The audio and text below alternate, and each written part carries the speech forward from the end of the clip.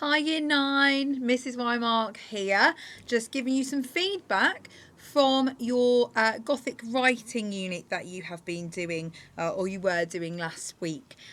So, first of all, thank you very much to the 116 people that took this assessment. That's a really, really huge number and great to see so many of you getting involved with that. So thank you very much for that. Thank you also to those people who emailed me. Earlier on in the week, we were having a bit of a technical hitch with being able to put your name and email address into the quiz. So although I can see your responses, I can't see all of the names of the people that submitted them. So thank you to the people that emailed me about that. Apologies.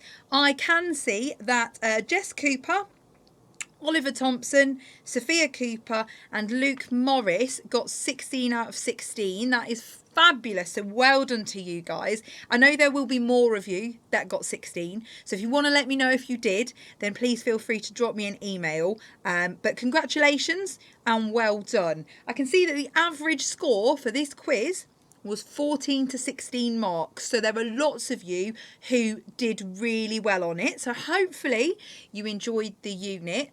Telltale Heart is a fabulous story. Edgar Allan Poe, Gothic genius. So let's have a look in more detail at the questions. So, the first question. Name at least 4 Gothic conventions, and I can see that 108 of you, so 93.1% got it right. It's the scary setting, atmosphere of mystery and suspense, supernatural and women in distress. Some of you went for horror, death, must be in a castle, has to have a ghost. Now, although these are conventions of Gothic writing, and you will sometimes encounter the supernatural, it's not always, okay? So it doesn't always have to feature a ghost, and actually it's much more about being atmospheric and mysterious and creating a sense of fear, okay? So well done to those of you that got that one right.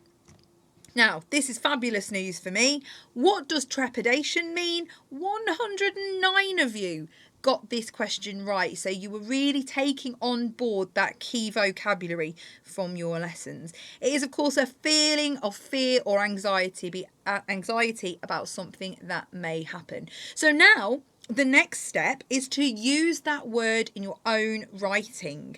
It's a brilliant word, and you know what it means. So let's try and work that into our own writing now, whether it's Gothic writing or if we're trying to create suspense. What a brilliant new word for us to be able to use. Question 3. What word is repeated in the first line of the Telltale Heart? And the answer was nervous. A lot of you, 32 of you, went for dreadfully. Okay.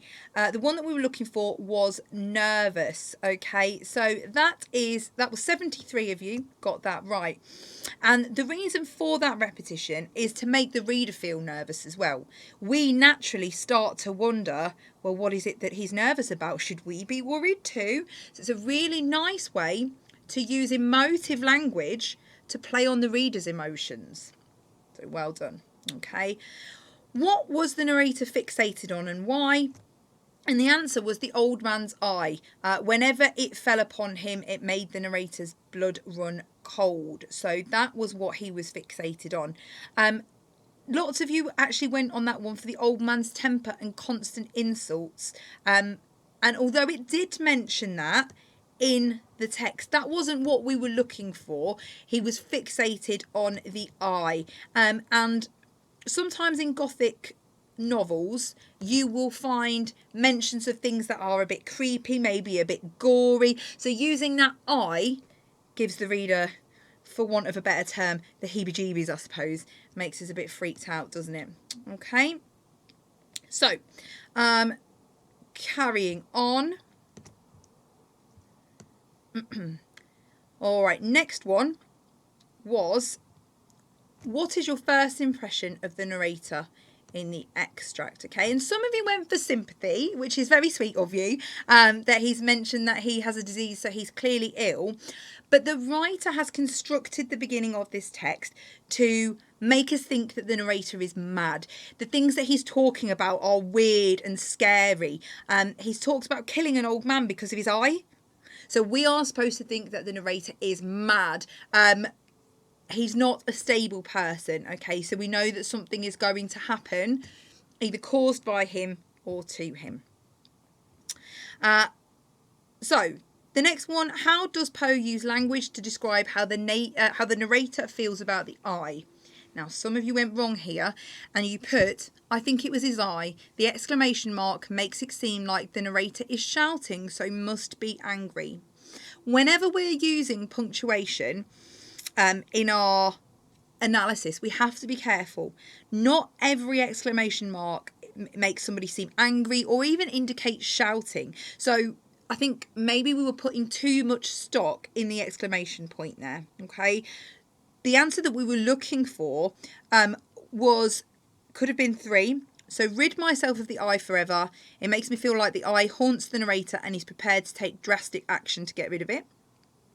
Resembled that of a vulture. The smile compares the eye to a vulture's, a bird associated with death and decay, and that makes the reader feel disgust and fear.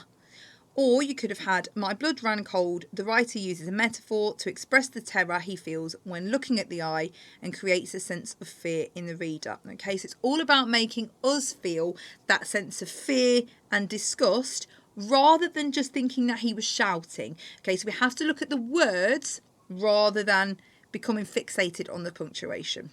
Okay, and then the next question. On the 8th night, the room was as black as pitch with the thick darkness. Why is this quotation effective in a Gothic text? And lots of you got this right, okay? Gothic texts are often set at night because it creates a sense of vulnerability. No one can see in the dark. It's when we tend to be alone and isolated. Therefore, there's no one to witness anything that happens and no one to help us. And also the fact that we associate this time of the day with sleep, peace and relaxation. To have a frightening or violent event take place during this time creates a sense of fear and unease in the reader. Okay, so it wasn't as simple as bad things happen at night time. We've really got to look into why that is, why even Gothic films set at night time or in graveyards or in abandoned buildings. Okay, think about why that is. It's about being vulnerable, about being isolated. Okay, so the next one was, what does sadistic mean? And some of you went for to fixate on something unimportant. Not quite. Okay, so to be sadistic means to take pleasure from inflicting suffering on others. So the narrator at this part is in the old man's bedroom and he is sadistically chuckling when he knows that the old man is feeling upset and anxious and he knows someone's there. So he's taking pleasure in the pain and suffering of other people. Okay. How does Poe use language to describe the narrator's mental state? We got this one. The terrors that distracted me. From the first extract, we understand that the narrator is suffering from some kind of psychotic illness. The terrors mentioned here suggest that the narrator is disturbed by hallucinations.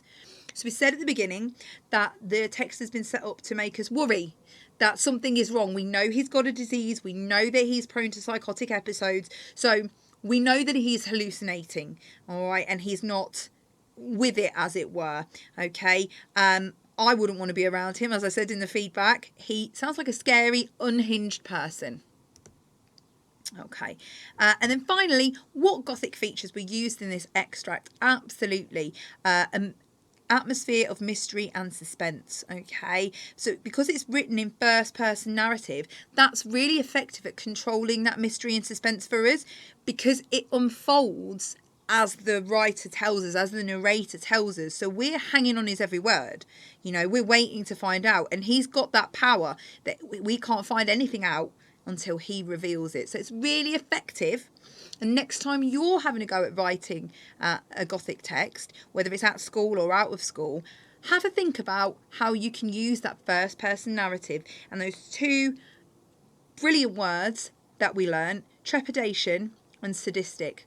Okay, they're really, really useful words to add to your vocabulary. So thank you very much, Year 9.